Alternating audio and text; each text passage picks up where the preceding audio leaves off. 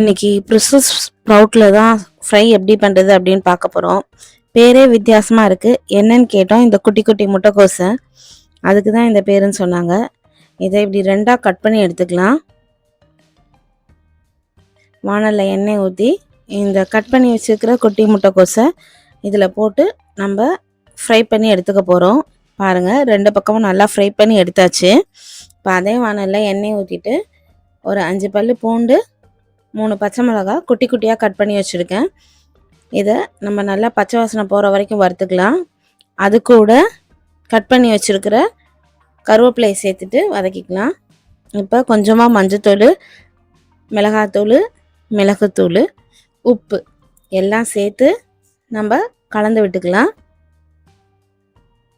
இது கூட நம்ம எண்ணெயில் வறுத்து வச்சுருக்கிற இந்த குட்டி முட்டைக்கோசையும் சேர்த்து நல்லா கலந்து விட்டுக்கலாம். ஒரு 2லேருந்து 3 நிமிஷம் நல்லா கலந்து விட்டுக்கிட்டே இருந்தால் போதும். உப்பு காரம் எல்லா பக்கமும் பரவிடும்.